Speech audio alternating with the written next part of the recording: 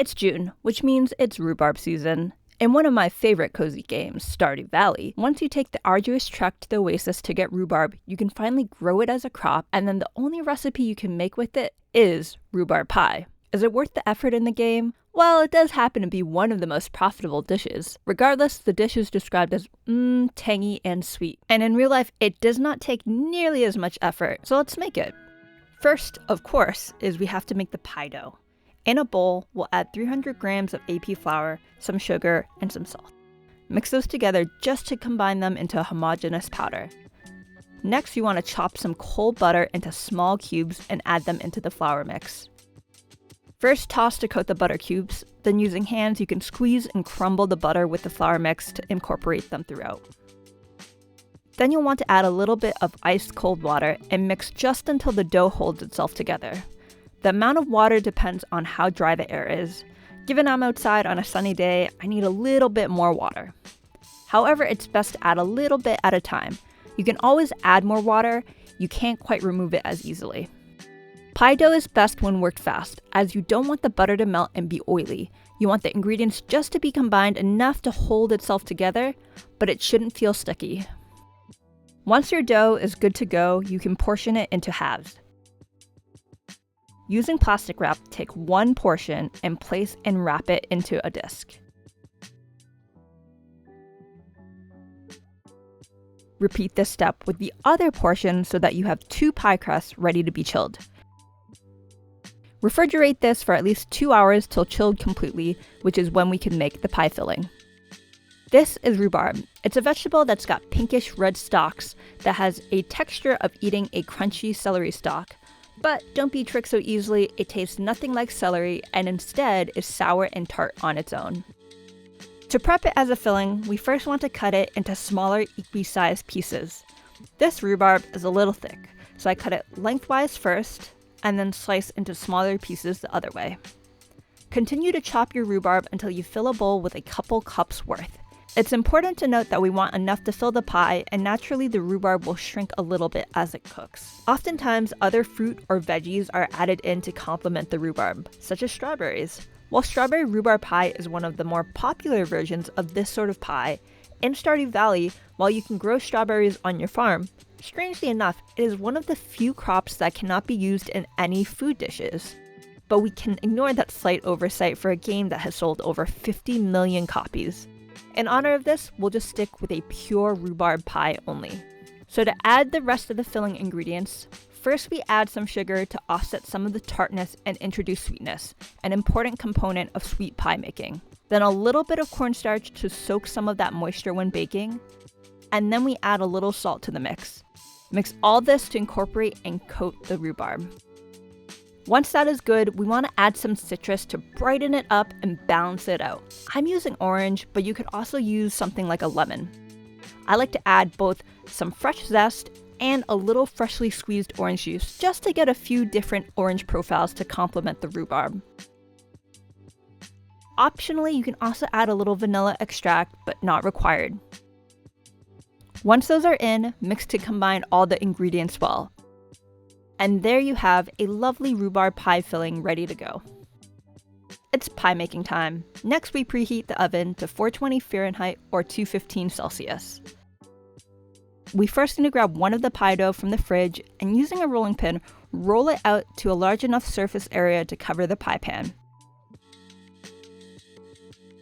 You can use a little flour if it is sticking too much to maintain some semblance of control.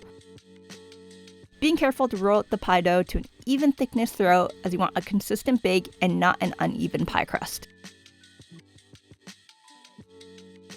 Once the dough is rolled out, carefully transfer it to your pie pan, ensuring total pan coverage.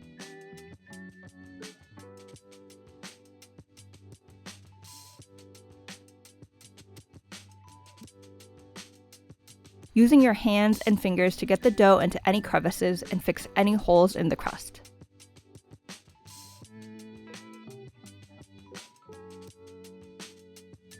Once the dough is molded to the pan, take your rhubarb filling and add it into your pie.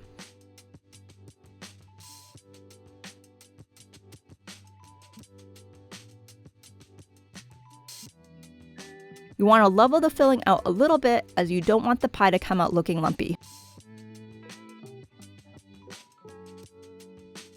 Once the filling is good, you can chill the pie in the fridge while you prep your top crust.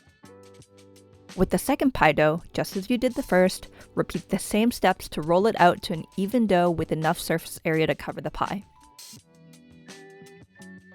And then similarly, transfer it on top of your pie to become the top crust, ensuring total coverage of the pie. Using your fingers, you can crimp the edges of the dough to give it a finished look, or shortcut, just use a fork to press down the edges, whatever gets the job done. Then with a paring knife, we carefully remove any of the excess dough hanging over the edges and trim any stragglers to get a clean pie edge. Do this until you get a pie that is bake and presentation ready.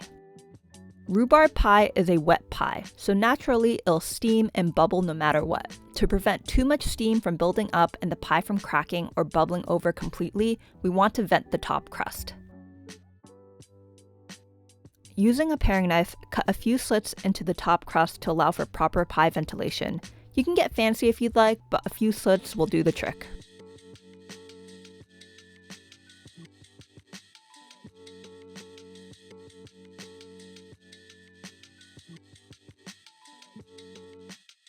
Then optionally, using an egg mixed with water, or in this case a little milk, create an egg wash. Using a brush, you can egg wash the top crust so that once it is finished baking, it'll come out with a beautiful golden sheen.